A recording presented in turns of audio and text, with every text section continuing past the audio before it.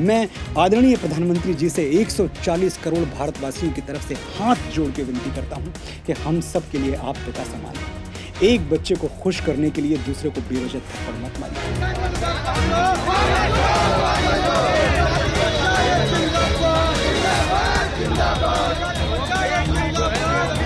Guideline ही है मात्र, कोई ऐसा नहीं कि किसी को पनिशमेंट किया जा रहा है। और उस पर कोई मैंने पढ़ी है, उसमें कोई कहीं ऐसा जो नहीं है जिस पर विरोध होना चाहिए, और विरोध कहीं है भी नहीं। कुछ राजनीतिक संगठनों के अलावा कौन विरोध कर रहा है?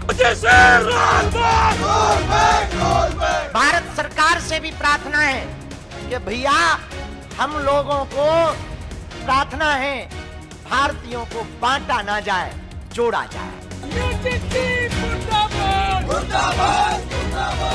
कि जो भी कानून आप बना है, कानून तो मुझे लगता है कि मनुष्य भेदभाव करता है, कानून तो न्याय करता है। इसमें अगर कुछ समाज के एक बड़े वर्ग को अन्याय प्रतीत हो रहा है तो पुनर्विचार करना होगा। का दोषी बचे नहीं और निर्दोष फंसे नहीं, निर्दोष फंसे नहीं।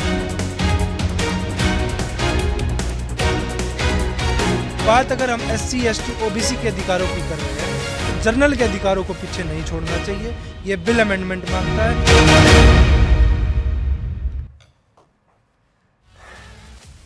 नमस्कार, देश नहीं झुकने देंगे में बहुत बहुत स्वागत आप सभी का। मैं हूं आपके साथ अमन चोपड़ा।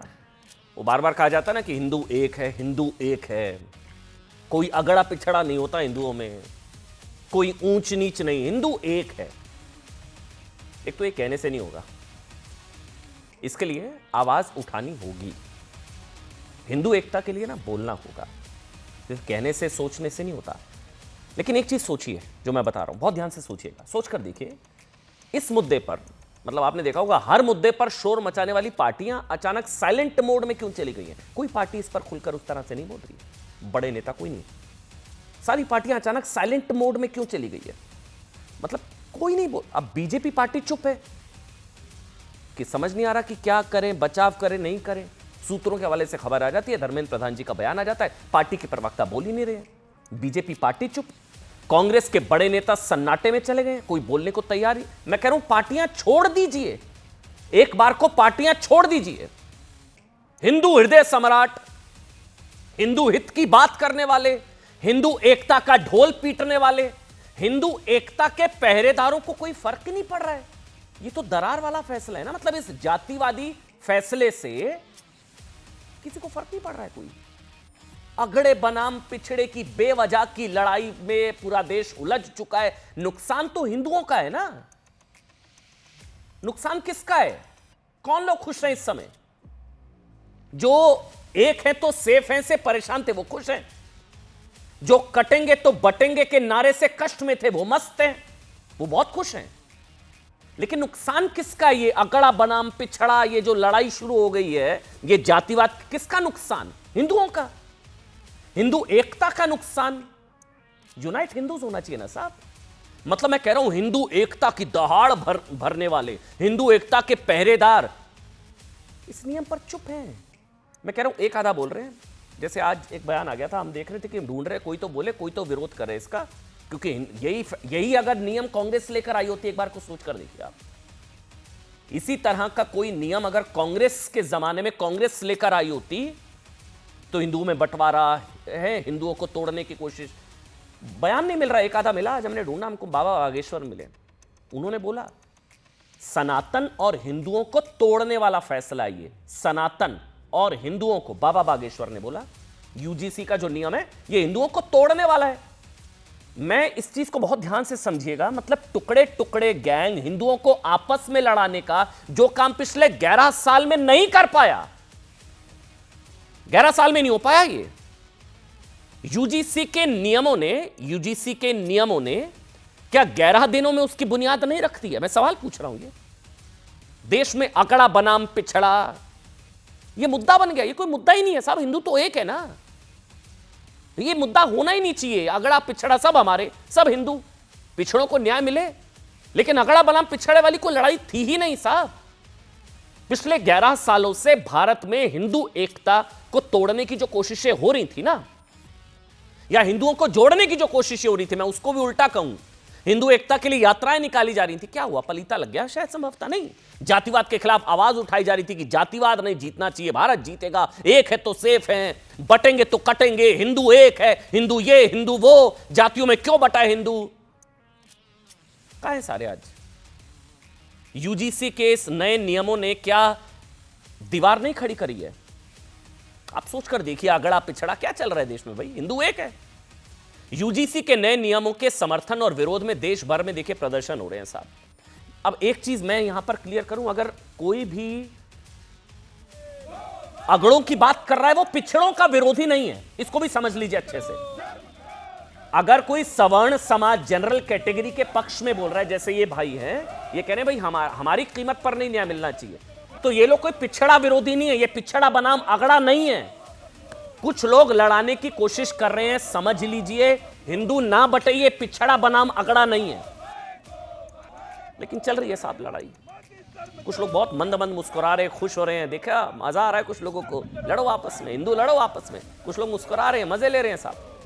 पिछड़े अगड़े की जंग में कुछ लोग उतर आए हैं। कमंडल यानी कि सनातन एकता को छोड़कर कह रहे हैं कि ये मंडल वाले दौर में ना वापसी हो रही है, हमारी मंडल वाले युग में वापसी हो चुकी है क्या?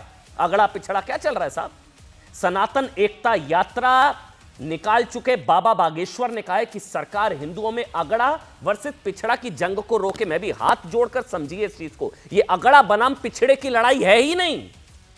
कोई अगर अगड़ों के पक्ष में बोल रहा है, वो पिछड़ों के विरोध में नहीं बोल रहा है, वो ये बोल रहा है कि पिछड़ों को न्याय मिले, बिल्कुल मिलना चाहिए। मैं बोलता हूं मिलना चाहिए, लेकिन अगड़ों की कीमत पर, अगड़ों के साथ अन्याय की कीमत पर नहीं। एक बेटे को खुश करने के लिए दूसरे बेटे को थप्पड़ नहीं मारा जाता। यह मनोज मुंतशिर ने बात कही आज। दोनों बच्चे हैं, अगड़े पिछड़े क्या, हिंदू दोनों बच्चे, एक बच्चे को खुश करने के लिए दूसरे बच्चे को थप्पड़ नहीं मारा जाता। यह अगड़ा बनाम पिछड़ा की लड़ाई नहीं है। हिंदुओं को जातियों में बांटने के बजाय हिंदू रहने दिया जाए, क्योंकि यूजीसी के नए नियम हिंदू एकता और हिंदू समाज की कब्र खोदने जैसे हैं। यह कहने में मुझे कोई हिचकिचाहट नहीं है। यह बात अगड़ों को भी समझनी चाहिए साहब, और पिछड़ों को भी। दोनों एक घर के दो बच्चे हैं, आपस में लड़ने वाला यह मुद्दा ही नहीं है। कोई अगर अगड़ों की बात कर रहा है वो पिछड़ा विरोधी नहीं है, कोई अगर पिछड़ों की बात कर रहा है वो अगड़ा विरोधी नहीं है। यह लड़ाने वाला काम नहीं होना चाहिए। इस बीच बड़ी खबर यह भी है, सुप्रीम कोर्ट यूजीसी के नए नियमों के खिलाफ सुनवाई के लिए तैयार हो चुका है। सुप्रीम कोर्ट ने यूजीसी के नए नियमों पर कहा है कि कोर्ट को पता है कि देश में क्या हो रहा है, सुनिश्चित होगा यूजीसी नियमों में जो खामियां हैं उन्हें दूर किया जाएगा। यह आज की बहुत बड़ी खबर है, और याचिका सुनवाई के लिए सूचीबद्ध की जाएगी। सुप्रीम कोर्ट ने टिप्पणी उस जनहित याचिका को लेकर कही जिसमें कहा गया है कि यूजीसी के नए नियमों से ना जनरल कैटेगरी के खिलाफ भेदभाव बढ़ सकता है, क्योंकि शिकायत को लेकर मतलब कोई प्रावधान, उसमें दंडात्मक कार्रवाई का कोई कवच नहीं है कि फर्जी शिकायत नहीं करनी है। उधर इस विवाद में डीयू टीचर्स एसोसिएशन, ये भी देख लीजिए, और जेएनयू शिक्षक संघ की एंट्री हो गई है। कुछ टीचर्स का कहना है साहब कि नियम से उनका उत्पीड़न हो सकता है, इस बात को लेकर डांटने पर उन्हें SC/ST एक्ट में फंसाया जा सकता है। इस बीच केंद्रीय शिक्षा मंत्रालय ने, ये बड़ी खबर एक और सुन लीजिए, शिक्षा मंत्रालय से जुड़े सूत्रों से मुताबिक, ये अभी मुझे बताया गया है, ये खबर अभी आई है, कुछ सोर्सेस के जरिए इंफॉर्मेशन है कि यूजीसी के नए नियम किसी वर्ग के खिलाफ नहीं है। सरकार कह रही है कि भ्रम में मत आए, आश्वस्त सरकार कर रही है कि किसी वर्ग के खिलाफ नहीं है। नियमों के तहत यूनिवर्सिटीज में जो जांच समितियां बनेंगी उसमें हर वर्ग का प्रतिनिधित्व होगा। यह बहुत बड़ी खबर है। ये सरकार के सोर्सेज बता रहे हैं कि जो जांच समितियां बनेंगी उसमें हर वर्ग का प्रतिनिधित्व होगा। अगर ऐसा है तो ये बहुत वेलकम स्टेप है, क्योंकि ये दूसरी मांग थी। पहली मांग है कि भी फर्जी शिकायत पकड़े जाने पर दंडात्मक कार्रवाई का कुछ प्रावधान हो, ऐसे ही नहीं छोड़ देना किसी ने फर्जी शिकायत की। दूसरा ये था कि भाई जो जांच समितियां बने उसमें जो है सामान्य वर्ग का भी प्रतिनिधित्व हो, लेकिन अब ये सोर्सेज बता रहे हैं कि होगा। लेकिन अभी भी यूजीसी के कई नियम है जिनको लेकर सामान्य वर्ग और SC/ST OBC में जबरदस्त टक्कर है। एक बार बयानों को सुन लीजिए, फिर डिबेट शुरू करेंगे। सुनिए एक बार। 40 करोड़ भारतवासियों की तरफ से हाथ जोड़ के विनती करता हूं कि हम सब के लिए आप पिता समान हैं।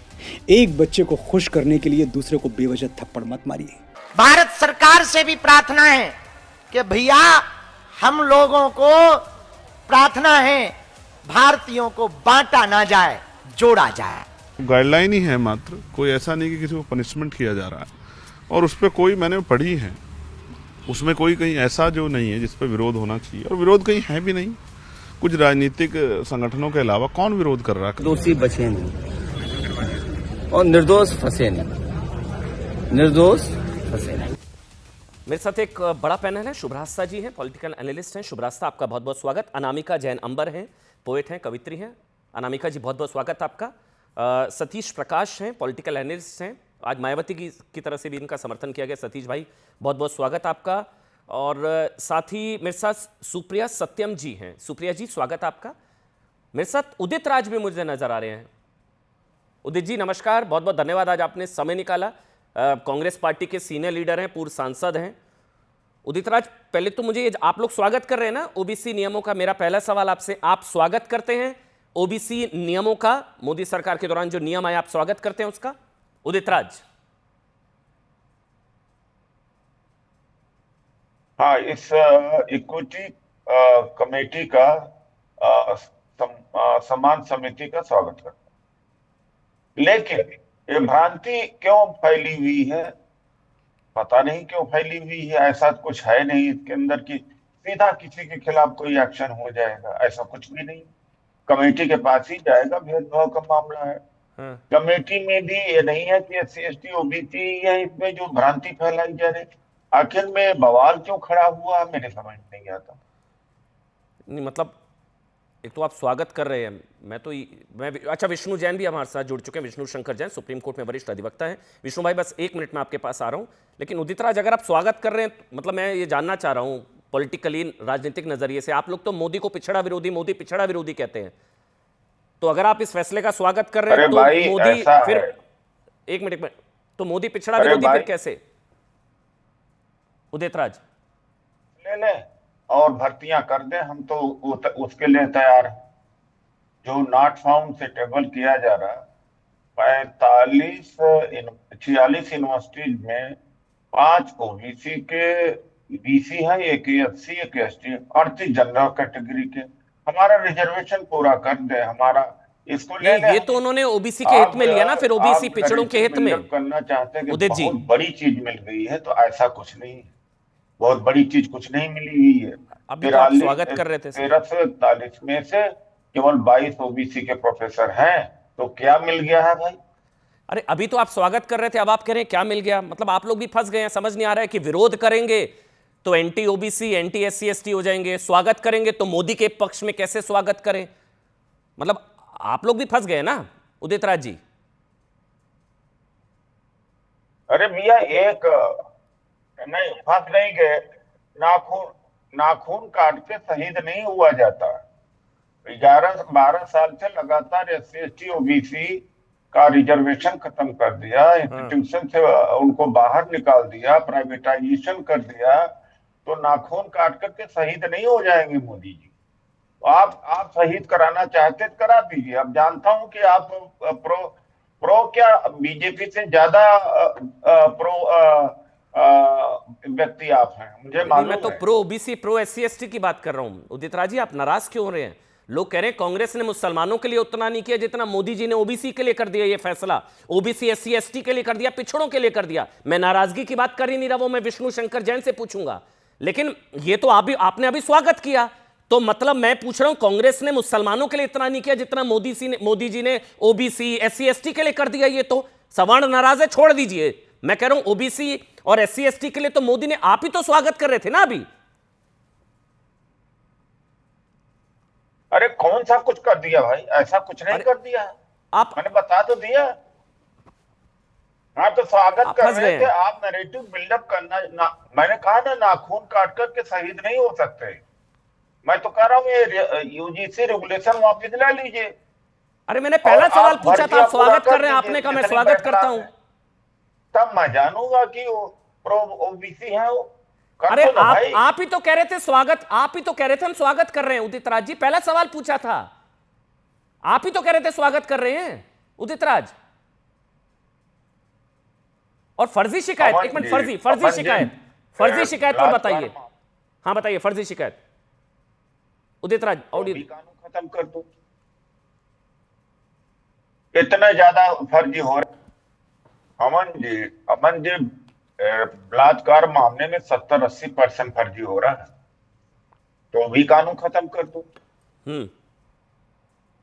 इतने ज्यादा फर्जी हो रहे हैं तो उसको भी खत्म कर, दहेज वाले भी खत्म कर दो, सब में खत्म कर दो। जब SC ST OBC को, और कौन भाई कैसे हो जाएगा जब हेड ही अपर कास्ट के हैं, प्रोफेसर अपर कास्ट के हैं। नहीं चलिए ठीक है, मैं तो बस वो जानना चाह रहा था। शुक्रिया आपका उदित राज, शुक्रिया, धन्यवाद उदित राज जी, आप स्वागत कर रहे हैं। लेकिन मेरे को ये जानना है पहले तो विष्णु शंकर जैन, आप क्यों नाराज हैं? मैं आपका पोस्ट भी देख रहा था कि ये दुर्भावनापूर्ण है, गलत है, इसको वापस लिया जाए, रोल बैक हो। आप मुझे समझाइए क्या प्रॉब्लम है इसमें, लेमेंस लैंग्वेज, आराम से सरल शब्दों में समझाइए, दिक्कत क्या है इसमें? देखिए, आपको ये बात समझनी पड़ेगी कि इस समय हम लोग एक कानून के प्रोविजंस को डिस्कस कर रहे हैं। तो जब आप कानून के प्रोविजंस का डिस्कशन करते हैं तो उसमें पॉलिटिकल एंगल से एकदम परे, क्योंकि ये कानून जब लागू होगा तो पूरे देश में, जो कानून अभी लागू हो गया है ये तो पूरे देश में एक समान रहेगा जी। क्या कहता है पहले बात को समझ लेना चाहिए, फिर उसके बाद डिबेट या डिस्कशन करना ठीक है। अब सेक्शन 3C ये है, मैं इसको वर्बेटम आपके सामने कोट करके पढ़ रहा हूं आपके सामने।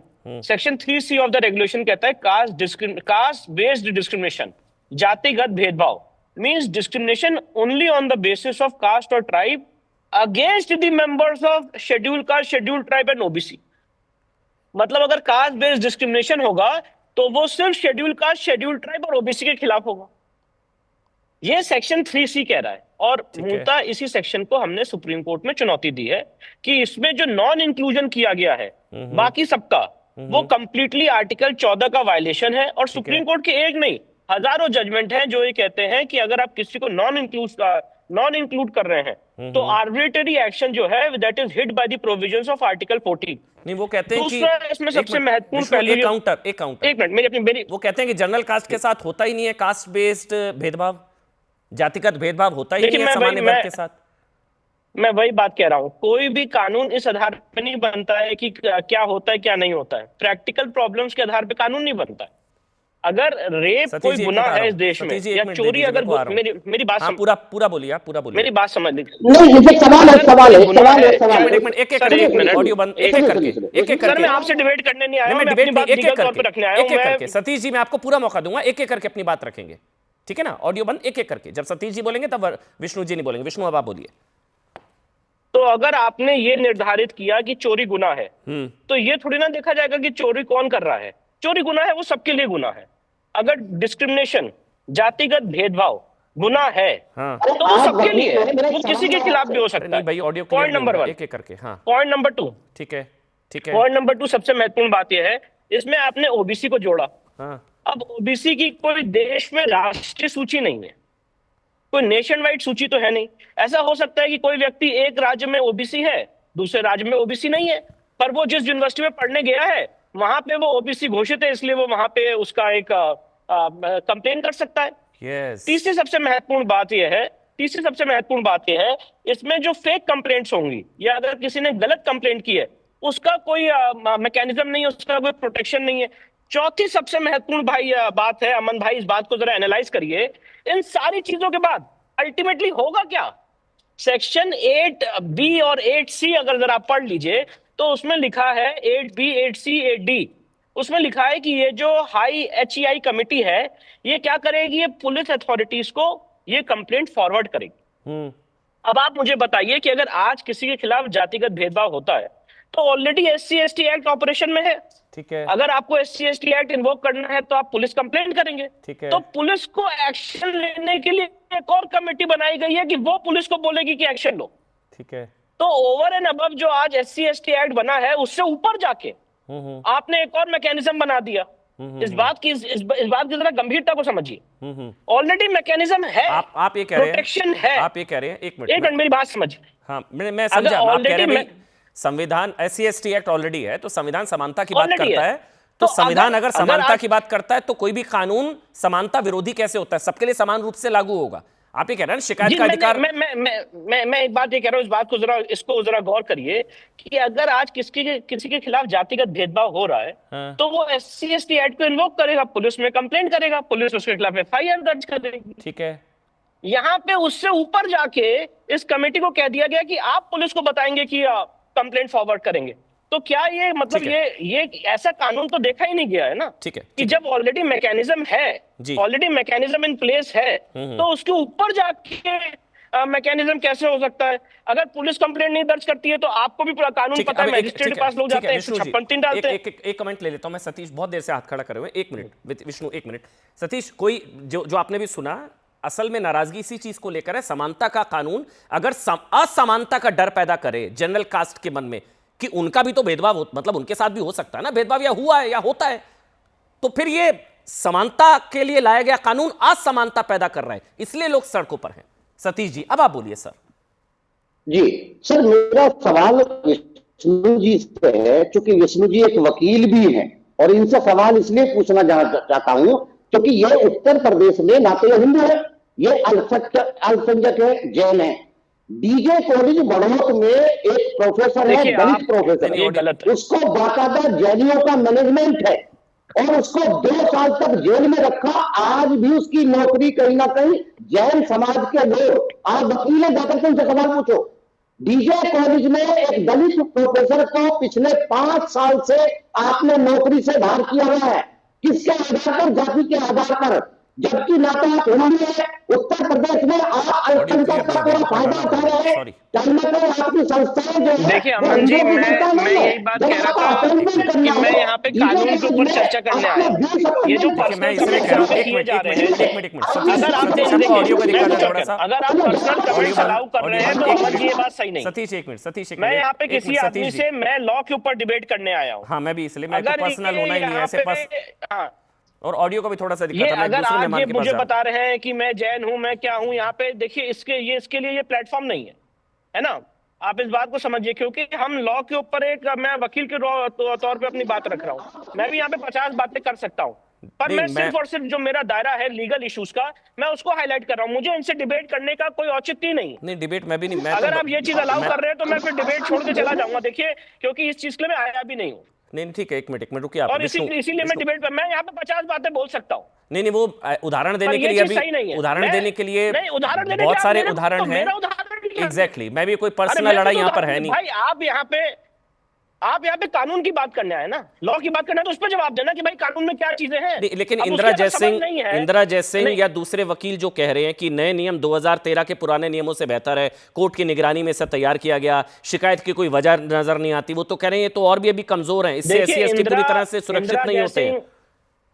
इंदिरा जयसिंह का क्या काम है वो सारे लोग जानते हैं, मैं उस पर कोई टीका टिप्पणी नहीं करना चाहता हूं। वो सारे लोग जानते हैं कि वो क्या मानसिकता है, किस मानसिकता से आई है, किस मानसिकता से पिटिशन डाली गई थी, क्या क्या हुआ, वो पूरा मेरे पास रिकॉर्ड और फैक्ट शीट है। मैं आज सिर्फ और सिर्फ सेक्शन 3C और सेक्शन 8 पे डिबेट कर रहा हूं। मुझे ये बताएं कि ये जो सेक्शन 3C की परिभाषा मैंने आपके सामने रखी है, जो OBC की बात रखी है, ये कैसे जायज है? कैसे जायज है, इस बात पे मैं डिबेट करना चाह रहा हूं। ठीक है, सुप्रिया सत्यम जी, कैसे जायज है अगर वो बता पाए। एक मिनट, मेरे ख्याल से सतीश जी का सर दोबारा से कनेक्ट करता हूं, आपकी आवाज ही नहीं आ पा रही है।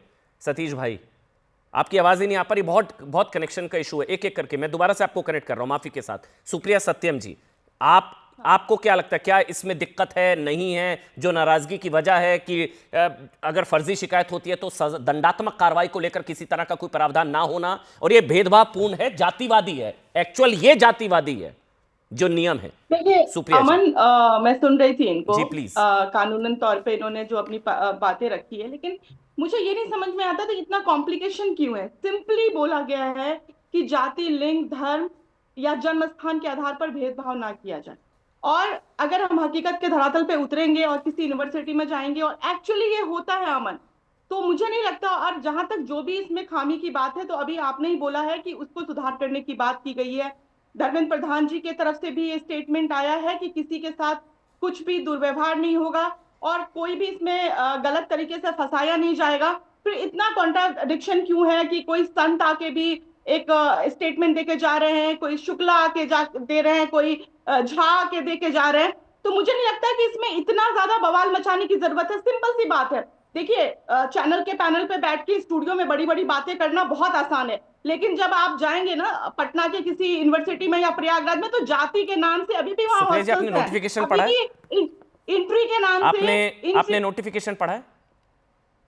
हाँ बिल्कुल पढ़ा है। उसमें जो 3C सेक्शन है, जो 3C जिसका जिक्र एक बार विष्णु को दिखाइए, जो विष्णु बार बार 3C सेक्शन का जिक्र कर रहे हैं, उस सेक्शन में आपको कोई आपत्ति नजर नहीं आती? वो भेदभावपूर्ण आपको नजर नहीं आता? देखिए, अभी आपने ही बोला, अमन आपने ही बोला कि section 3C, ma'am section 3C मैंने भी खोल लिया है, आप भी खोल लीजिए। सेक्शन 3C मैं भी खोल लेता हूं। आप मुझे बताइए, आपको इस सेक्शन में किसी तरह की कोई अमन, बस आपको इतना बताना चाहती हूँ कि already section 3C ma'am, section 3C जिस पर आपत्ति है उसकी बात करते हैं मैम। सेक्शन 3C बताइए, उसमें आपको कोई भी भेदभावपूर्ण, उसमें आपको नहीं लगता कि जो जनरल कास्ट को, जिसमें बताया कि कास्ट बेस्ड अगर भेदभाव हो रहा है तो SC ST OBC इनके खिलाफ, लेकिन वो तो मैम सवर्णों के खिलाफ, जनरल कैटेगरी के खिलाफ भी होता है ना मैम। अमन, एक चीज बताइए कि कभी आपने सुना है किसी ब्राह्मण को कहीं मंदिर में जाने से रोका गया हो, या उसके साथ कोई, अरे ये तो ब्राह्मण है? तो क्या यही परिभाषा होती है भेदभाव? क्या सिर्फ यही परिभाषा होती है? एक जाति सूचक बात बोली जी मैम, जी यकीन जी। अमन, आप मानिए इस बात को, जब आप प्रयागराज यूनिवर्सिटी में जाते हैं तो वहां जाति के नाम से अलग अलग हॉस्टल्स बने हुए हैं। कोई बच्चा अगर दिल्ली यूनिवर्सिटी में आता है बिहार से, तो उससे पूछा जाता है कि तुम कहां से हो, उससे पूछा जाता है कि तुम्हारी जाति क्या है। गलत है, वो सब भी गलत है मैम, लेकिन सुप्रिया आप समझिए, मेरी बात को समझिए। सुप्रिया आप समझिए, अगर पिछड़ों के साथ ऐसा हो रहा तो इसकी गारंटी नहीं अगड़ों के साथ ऐसा नहीं हो रहा, ब्राह्मणों को लेकर भी है भाई। बुरा बाल मैं आपको फिर मैं 10 उदाहरण दे सकता हूं, एक बार विष्णु बोल लेते हैं। मैं एग्जैक्टली सबके लिए है, सिर्फ पिछड़ों के, अगड़ों के लिए भी है, तो फिर अगड़ों के लिए भी है ना मैम, ब्राह्मणों के लिए भी है। बुरा बाल साफ करो मैम। अच्छा चलिए, अब विष्णु बोल लेते एक एक करके। सुप्रिया जी आपने अपनी बात रखी, एक मिनट सुप्रिया, एक मिनट सुप्रिया, एक मिनट, एक एक करके। विष्णु अब आप बोलिए, फिर मैं अनामिका जी आ रहा हूँ, शुभ रास्ता आ रहा हूँ जी। तिलक तराजू और तलवार, इन्हें मारो जूते चार, ये किसने कहा था? बुरा बाल जो पेरियार ने वहां पे, नहीं जो पेरियार ने वहां पे एक एक करके, ऐसे चीखना नहीं है। ऑडियो बंद, ऐसे नहीं चीखना, ऑडियो बंद। सुप्रिया जी ऐसे में आप सीनियर है, मैं आपसे रिक्वेस्ट कर सकता हूं, सिर्फ बीच में नहीं बोलेंगे, हम अपनी अपनी टर्न पर बोलेंगे मैम। ऑडियो मैं बंद कर दूंगा, आप लोग सभी सीनियर लोग हैं, अपनी अपनी टर्न पर बोलें विद ड्यू रिस्पेक्ट मैम। बोलने से फायदा नहीं होगा, ऑडियो नहीं जाएगा मैम। आपकी टर्न पर कोई नहीं बोलेगा, आई विल मेक श्योर। ठीक, विष्णु अब आप बोलिए।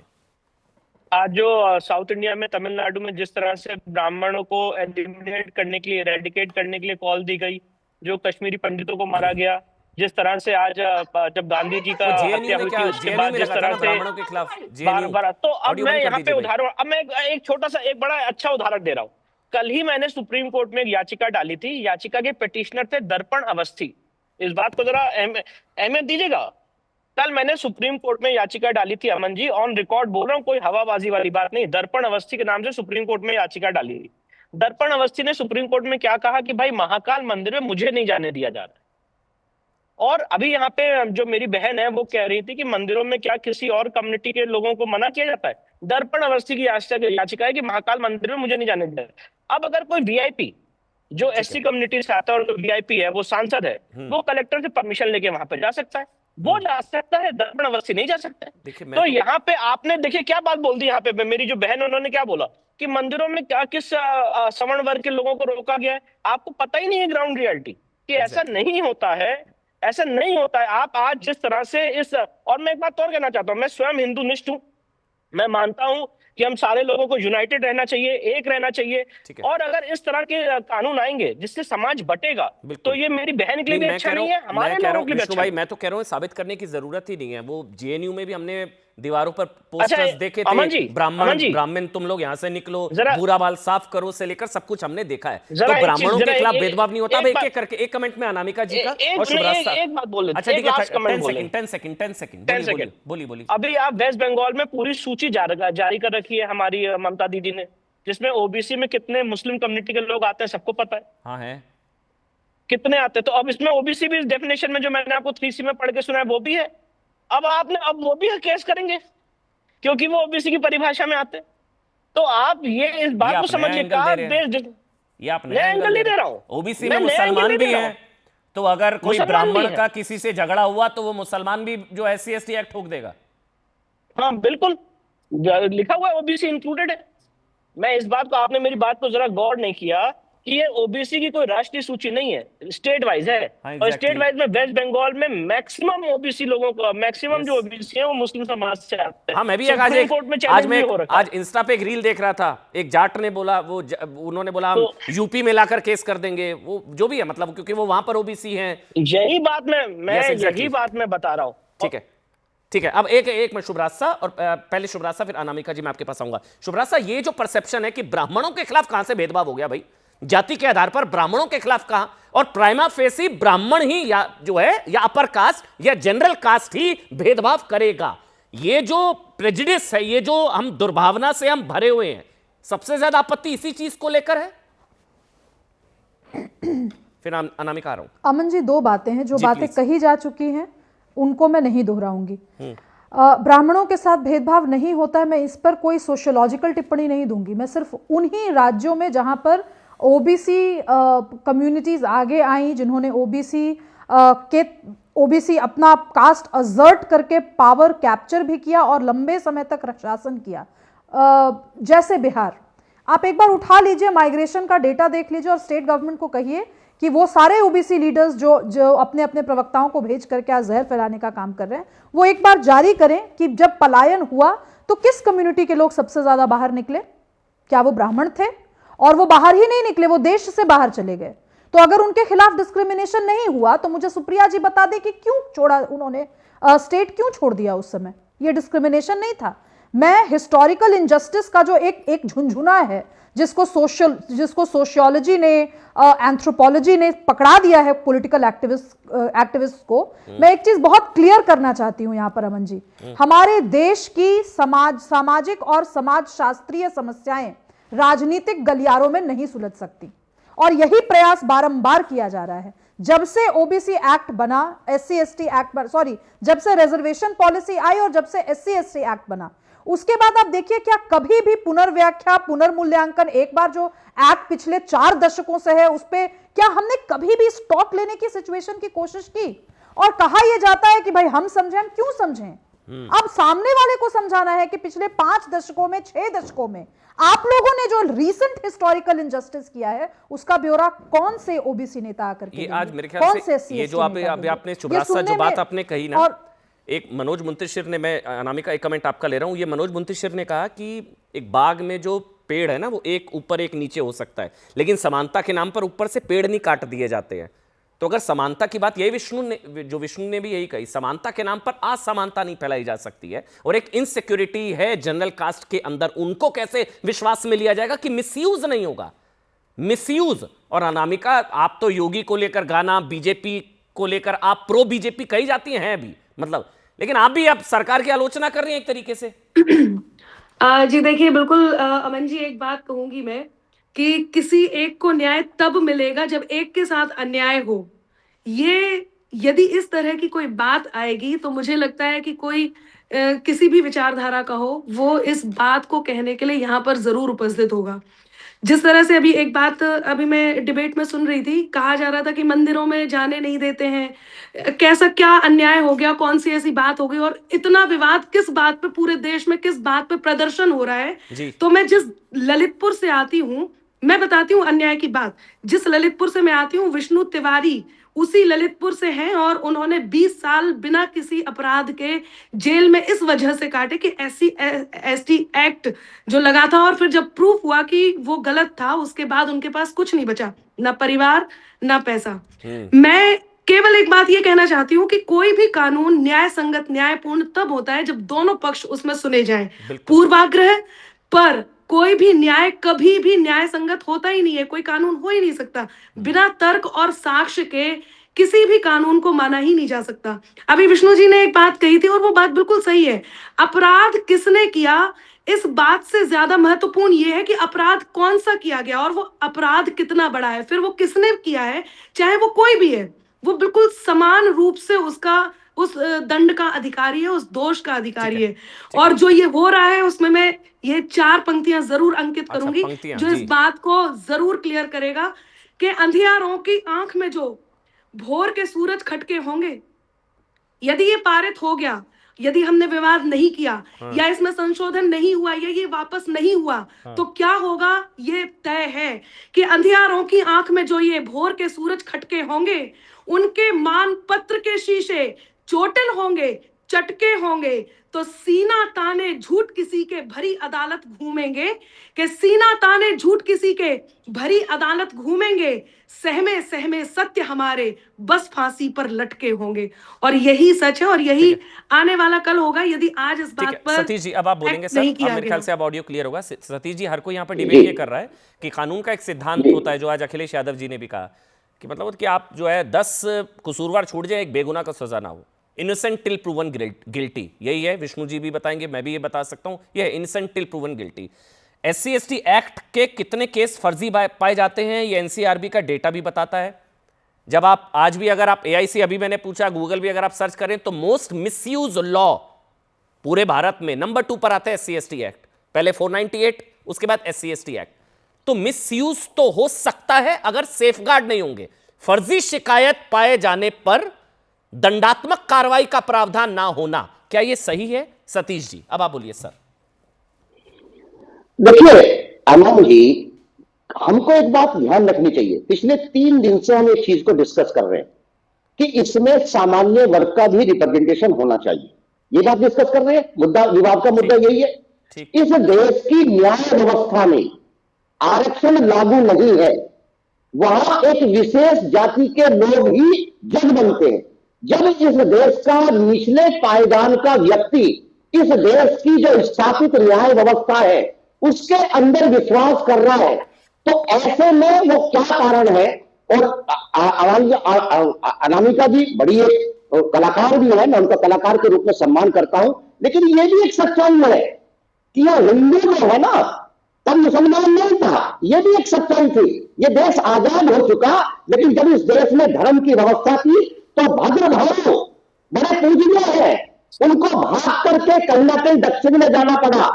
यही वो जातिवादी लोग थे जो इतने बड़े संत को कहीं ना कहीं जाना पड़ा। मेरा मानना यह है कि रिफॉर्म होना चाहिए।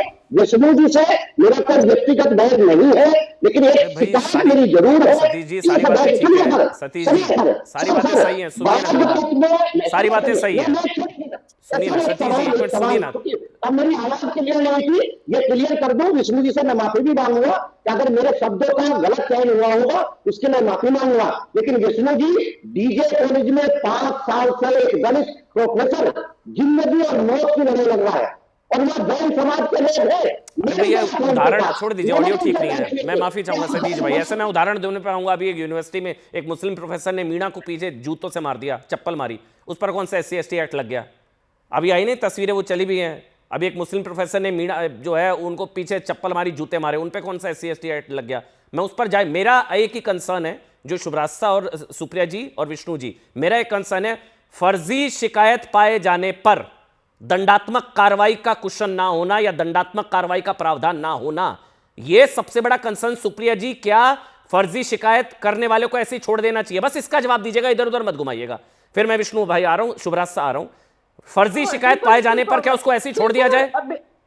नहीं, उनके खिलाफ विदेश में कानून है, व्यवस्था है, उससे ऊपर कुछ भी नहीं। और इस रूल में नहीं है ना, इस रूल में नहीं है ना मैम, UGC रूल्स में नहीं है ना मैम, होना चाहिए ना। बस ये बोलिए मेरे साथ। आपने शो के शुरू में ही बोल दिया कि पहले ये आ चुका है कि जो भी खामियां उसको दूर की जाएगी। मैं कह रही हूँ कि आप शोषक नहीं हो तो डर क्यों है? सुप्रिया एक मिनट, सुप्रिया जी आप हमारे साथ है, इसका मतलब आराम से 1 मिनट। समरसता का मुखौटा ओढ़े हुए जो लोग हैं वो सब उनका नकाब। मैम सुप्रिया जी, आप सवाल सुनिए, हम आराम से बात कर सकते हैं बिना चीखे। फर्जी शिकायत करने वालों को कैसे छोड़ देना चाहिए? बस इतना। बिल्कुल नहीं छोड़ना चाहिए। यानी कि UGC के नियमों में ये बदलाव के आप पक्ष में हैं, बात खत्म, आप हमारे साथ हैं।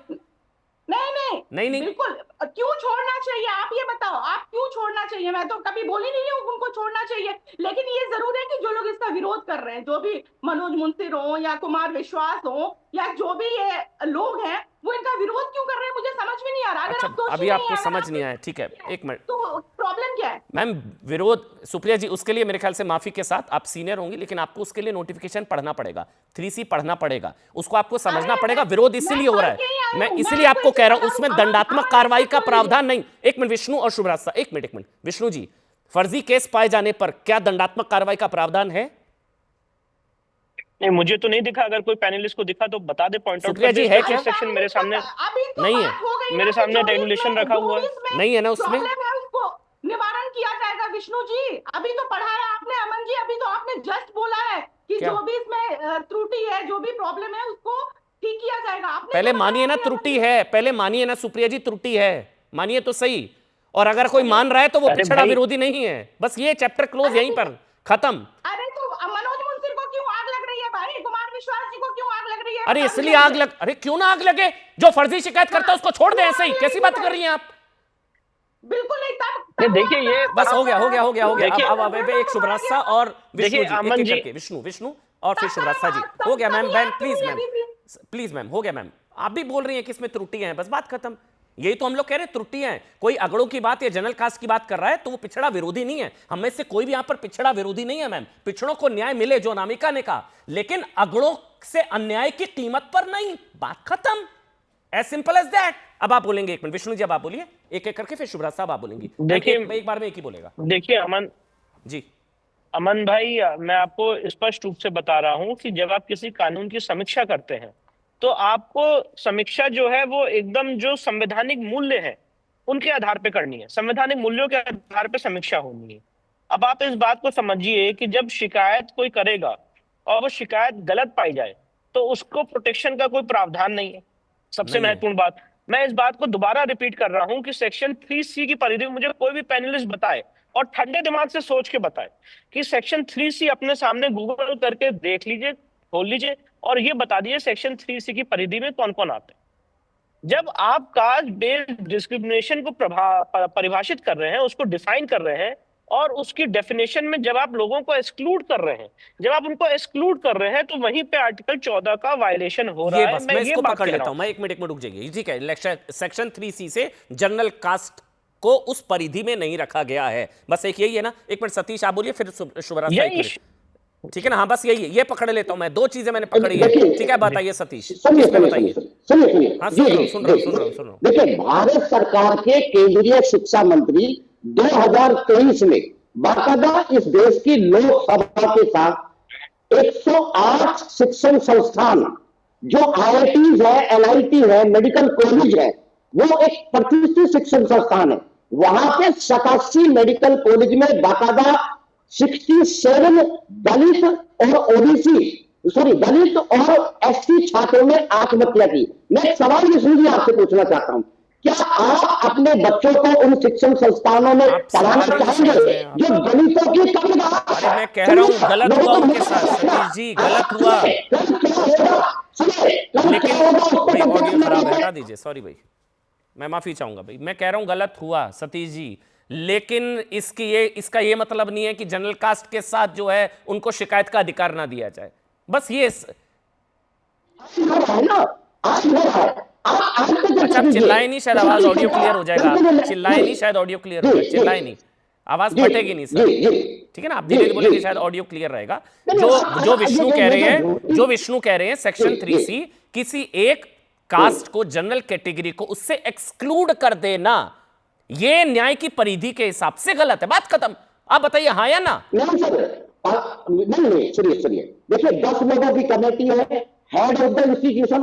भारत में हेड ऑफ द इंस्टीट्यूशन कौन सी जाति है ये आप भी जानते हैं, मैं भी जानता हूँ।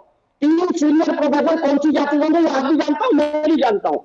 बाकायदा 2 छात्र, उनकी जाति डिफाइन नहीं है, वो अच्छे छात्र होंगे इंस्टीट्यूशन की। शुभराज ठीक है सर, थोड़ा ऑडियो का प्रॉब्लम है, मैं माफी चाहूंगा आज।